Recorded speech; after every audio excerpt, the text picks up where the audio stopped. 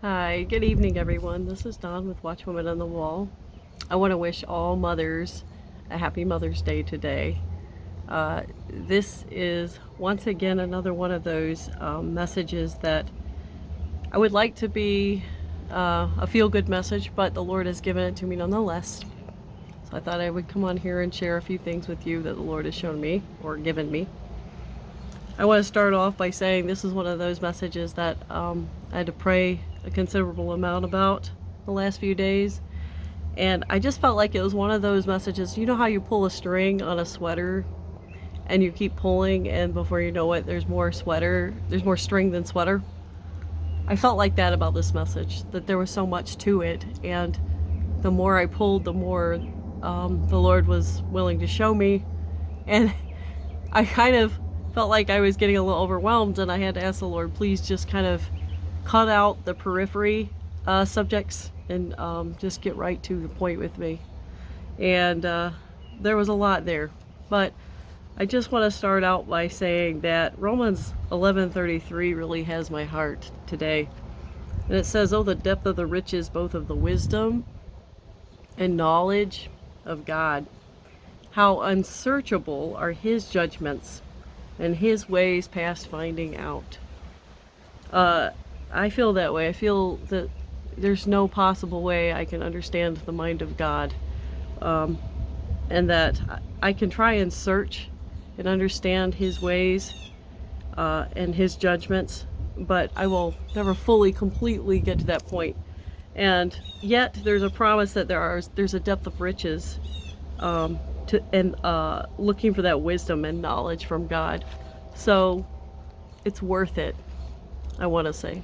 So, okay, so I just wanted to preface it by saying that. The other night, I was watching this documentary on, and some of you may have seen it. It was very woman empowerment type of thing, which I don't normally go for, but the history aspect of it was what I was interested in.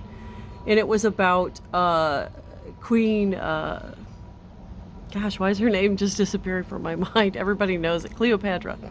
Queen Cleopatra, and how she ruled the very last dynasty in Egypt. And then Rome overtook her kingdom, and what they were doing was eyeballing it as a breadbasket for their military, because they were expanding. And the more lands you conquer, the more of an army you need, and the more army you need, the more food you need. And also they were looking to enslave the people. So I went to bed, and in the middle of the night, I had this dream about, of all things, portals. I saw these discs that were lit up, and I saw them all over different continents of the world. And I knew that entities were going through them, and I know we wrestle not against flesh and blood, principalities and powers and spiritual dark wickedness in high places. I recognize that there are principalities set up over different continents of the world, and this is a time coming into the age of grace, butting up against Jacob's trouble, 7 years of Jacob's trouble. I recognize that the spiritual activity is ramping up as this beast system is taking place, and it's going to affect the whole world. And I believe that this dream was showing me that the whole world is going to be affected. But regardless, I woke up. It was a quick dream, almost more like a flash vision or a dream. I'm not sure which, but I woke up and I suddenly had this realization, kind of, I hate the word downloaded or uploaded because it's so techy, but it's almost like the Lord had shown me in that moment why I had viewed the documentary the night before. And I want to share with you what the Lord had shown me concerning Egypt and Rome and how that relates to us now. Now, Egypt, especially in the New Testament, represents our slavery to our sin.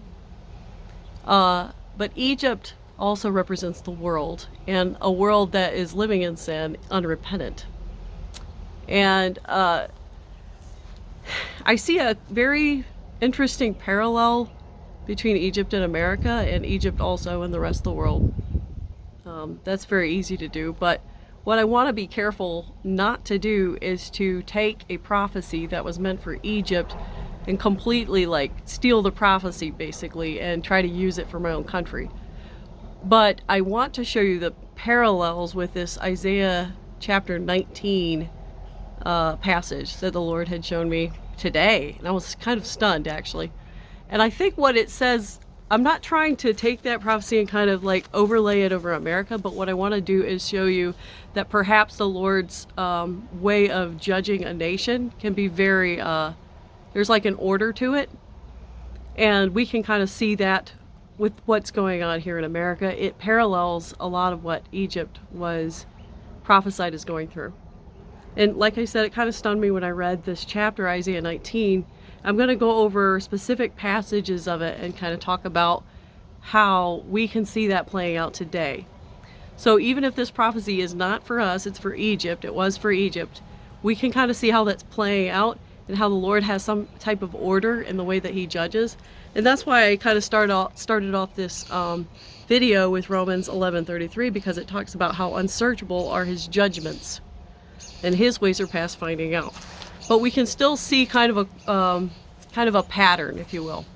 So I'm going to start with Isaiah chapter 19, verse 1. I'm going to read to 4 first. It's a prophecy about Egypt. It says, an oracle concerning Egypt. See, the Lord rides on a swift cloud and is coming to Egypt. The idols of Egypt tremble before him, and the hearts of the Egyptians melt within them. I will stir up Egyptian against Egyptian. Brother will fight against brother. Neighbor against neighbor. City against city. Kingdom against kingdom. The Egyptians will lose heart, and I will bring their plans to nothing. They would consult the idols and the spirits of the dead, the mediums and the spiritists. I will hand the Egyptians over to the power of a cruel master, and a fierce king will rule over them, declares the Lord Almighty. Okay, so where do I start?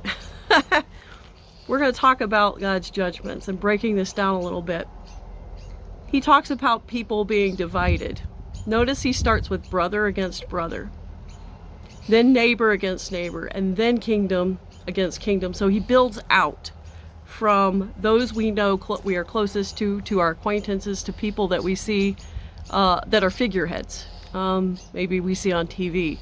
I thought about what happened during 2020, and I don't even have to go into what happened during 2020. We were all here for it, and how we watched the one incident with George Floyd. Let me just say his name.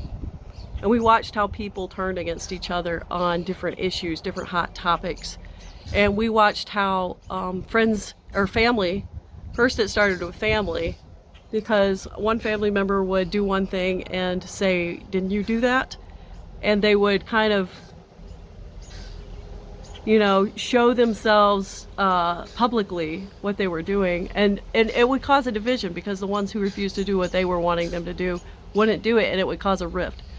And so we saw the division of people over face coverings, over the and we also saw it over this whole BLM thing. We saw all kinds of division. We saw statues being torn apart. We saw people attempting to erase history. We saw everything that summer especially. And I thought, okay, so that's how this whole judgment started. I mean, that was just part of it. But then in the scripture in Isaiah, they lose heart. And what do they do when they lose heart? And what did the Egyptians do? Instead of repenting, and turning to Christ, or turning to God in that moment, to the God of Israel, they turn to the dark arts for answers. It says what they turn to is idols, the spirits of the dead, mediums, and spiritists. Well, it doesn't really take a genius to kind of look around, and you can tell by the kind of music that is playing, the type of movies that are playing, and the type of commercials that we're seeing and ads that we're seeing that's very popular right now to try to consult spirits, try to use a medium, try to use a psychic, try to basically do everything but turn to Christ for answers. And idols can be things that we just pour our lives into instead of Christ. Pour our lives into to find peace. Because it says that they were losing heart. What do we do when we lose heart? Well, sometimes we medicate. Sometimes we turn to something that is we know we shouldn't be meddling with. Mind-altering substances, crystals, things like that. And so our country is deep into this right now, and so is the world, really. And I'm talking about America, but honestly, you can see this playing out across the world. So it's not just America, but I just want to focus on the kind of the some of the interesting parallels, if you would, that I see between America and this nation of Egypt at this moment. So the next thing he talks about is that they will be handed over to a cruel master. It says, I will hand the Egyptians over to the power of a cruel master, and a fierce king will rule over them. Currently, there is talk that we may be facing a potential invasion. It certainly looks like it from all accounts. And what the fear is that someone from another country will infiltrate our country and take it over. I'm not saying I know for sure what will happen as far as on the country level, but I will say this, that regardless of whether someone does that or not, eventually, with this beast system being put in place, there is someone who will be our cruel master. There is someone that'll be a fierce king over America. Now, I don't personally plan to be here. It says in 2 Thessalonians, I'm going to say let me look it up real quick. I think it's 2 Thessalonians 2, but it might be 2 Thessalonians 4. Basically, it states that the restrainer has to be removed first in order for the Antichrist to be revealed. But there is an Antichrist that is coming on the scene that will rule the entire world. America is definitely included in that. And he will be a cruel master. He might not initially look like a cruel master. He might look like the answer man. In fact, he'll look very appealing to run to for problems that need to be fixed. All these social problems that we have. I'll look at that later, but maybe I'll put it in not the comment section, the description for you. By now I should have it very memorized, but unfortunately I don't. So anyway, let me get back to the topic at hand. So basically, they'll be handed over to a ruler. So I see that conflict. I see the approaching storm of the talk that other countries will invade us. But in the end, it's the Antichrist who will take over that system. And so regardless of who's ruling over us, who is invaded, ultimately it's him who will be in charge. And he will be a cruel master indeed, and a fierce king indeed. All right, so I want to skip down. I'm going to pick this up at verse 12, but before I do, I'm going to break down the following verses. Basically, these are part of God's judgments after this. So what happens in Egypt is the riverbeds dry up, the waterways dry up, and as a result, the area, which is very reedy in that nation, it stinks. You ever near a waterway, like say a river or a swamp, and it drains? Well, then you can smell the reeds and everything dead that's been sitting there in the water, and it stinks. And I thought it was interesting because we are seeing a lot of drought in some areas and a lot of flood in other areas. We're also experiencing poisoning of waterways and just chemicals being dumped into our water, followed by, it says, agricultural disaster. You can read about this between verses 5 and verses 11. Agricultural disaster, crop failure. You know, we're seeing that for sure. I'm hearing that this year's wheat crop over in Kansas is like, it was bad last year, but it's like less than half the output of last year. And you know we're eating last year's food, so what's that tell you about next year? And then followed by no work. So no work anywhere to be had. So once all the agricultural territory, so they were a highly agricultural country. All that dried up. They had no work. Sorry about that. I had to turn my camera off because my youngest one tried to get into the video. She came out here. She discovered my hiding place. So, as I was saying, basically, Egypt found that they had no work after their farming had dried up, their crops had dried up, their fishing had gone the way of the dodo. It was gone. They had nothing. So that's something we're seeing. And I'm sorry if I'm repeating myself. I'm trying to pick up where I left off. So also, after that, the word talks about the senseless advice that was given by leaders, foolish advice to the Pharaoh. And I can honestly say that that probably started and really started this whole chain of events, to be honest with you. It was mentioned later, but in our day and age, I think that's catapulted us into this domino effect of, you know, just bad decisions being made over and over and over again to where we find ourselves where we're at today. And some of it's intentional. So I'm going to pick up at verses 12 through 16 of chapter 19 in Isaiah. Okay. So he asks, where are your wise men now? Good question. Let them show you and make known what the Lord Almighty has planned against Egypt. The officials of Zoan have become fools. The leaders of Memphis are deceived. The cornerstones of her peoples have led Egypt astray. The Lord has poured into them a spirit of dizziness. They make Egypt stagger in all that she does, as a drunkard staggers around in his vomit. Not a good picture, guys. There is nothing Egypt can do, head or tail, palm branch or reed. In that day, the Egyptians will be like women. They will shudder with fear at the uplifted hand that the Lord Almighty raises against them. You know, and this is so hard of a message because honestly, you ask yourself, what can I do? You know, I am just me. I'm just one person. Pray for your country, even though you know where it's headed. And even though you are watching all these things come to pass, pray that God's will unfold. And his timing is perfect. And I believe that we will not be here to see his wrath poured out on this world. But sometimes, you know, people are around for wrath on a country, or not necessarily his wrath, but just kind of allowing his hand of grace to be removed from this country. Now, I do believe that Jesus talks about when the times are, you know, we're getting close to his return.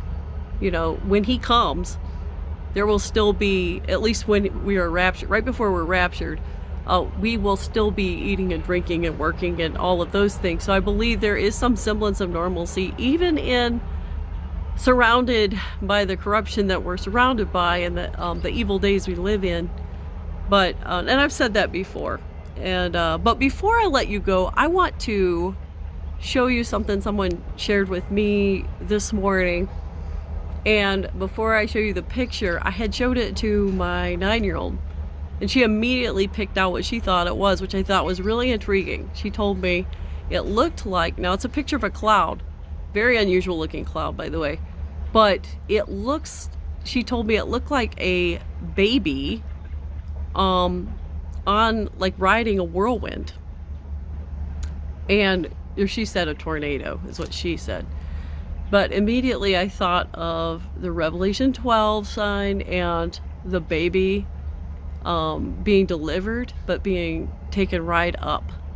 And that is a common understanding of the rapture. And then the parallel of the, well, I use the word parallel a lot, but the symbol of the tornado, I thought, reminded me of Elijah going up in the cyclone, or the whirlwind, I think it says in the word. So I'm going to let you see this picture because if you aren't already, I know a lot of us are, the Lord told us to look up, and I know he means to have our hearts ready for him to come, but also I physically tend to look up into the skies all the time, and if you're like me, you probably do too. So I want to share this clip with you, and I wondered if you'd seen what I saw. So here you go. I hope you have a wonderful day. Like I said, not the message you want to, I really wanted to do on Mother's Day, but felt led to do regardless. I asked the Lord, why is it I'm always doing like judgment messages lately? And that's just what he's giving me, because we're that close, I believe, to our redemption and to judgment on this world, his wrath on this world. So I'm going to leave you with this photo, and I hope you have a beautiful rest of your weekend. Love you guys. Bye.